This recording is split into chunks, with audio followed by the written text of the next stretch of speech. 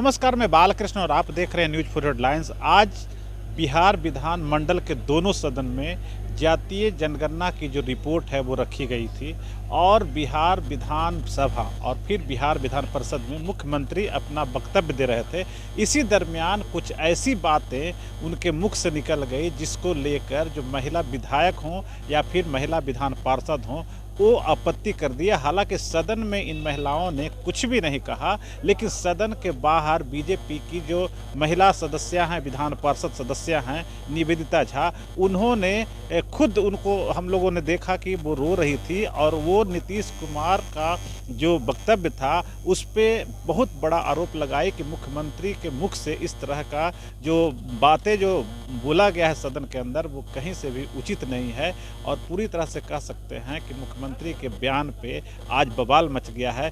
कई नेताओं ने अपनी अपनी प्रतिक्रिया दी है। नेता प्रतिपक्ष हरी सहनी ने दिया है और बिहार विधान सभा में जो सदस्य हैं वो उन्होंने कई प्रतिक्रिया दी है। बिहार विधान परिषद में सम्राट चौधरी हैं सदस्य, वो भी कई प्रतिक्रिया दी। आइए हम सीधे प्रतिक्रिया कौन क्या बोल रहे हैं। तेजस्वी यादव भी उस मैटर पे बोल रहे हैं, आखिर कौन क्या बोल रहा है सीधे आपके लिए चलो। और वो जब शादी होगा लड़का लड़की में तो जो पुरुष है वो तो रोज रात में जो सदिया होता है उसके साथ करता है ना,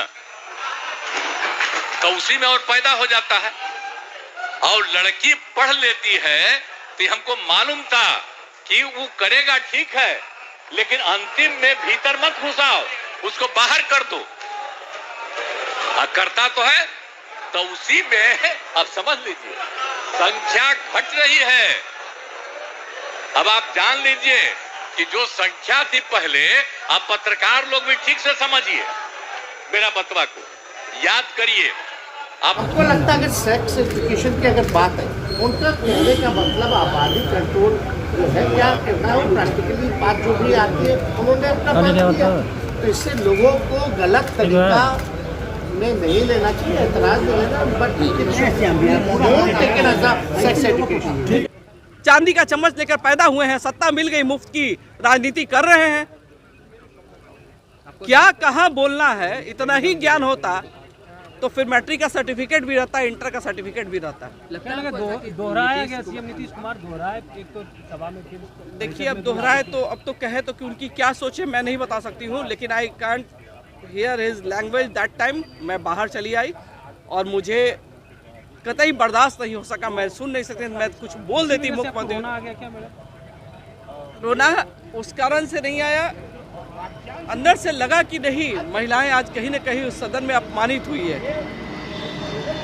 महिला के विषय में इस तरह के बयान देना मुख्यमंत्री को, तो महिला सशक्तिकरण की बात लगातार कहते रहते हैं, उत्थान की बात करते हैं महिलाओं की। चलिए ये सब बात की विषय होगी। आज जो था वो बहुत पेनफुल है और शायद जीवन भर ये हाउस नहीं भूलेगा हम लोगों को। इस तरह की वार्तालाप कभी मुख्यमंत्री के शब्दों से किसी राज्य में नहीं सुना गया होगा। महिलाओं का अपमान हुआ है, देश भर की महिलाओं पूरे देश भर की महिला का अपमान हुआ, क्योंकि आप एक बिहार के मुखिया हैं। 130 करोड़ आबादी के लोग के 14 करोड़ आबादी के बिहार के आप मालिक हैं और आप एक आइडियल पर्सन के रूप में, विकास पुरुष के रूप में जाने जाते थे।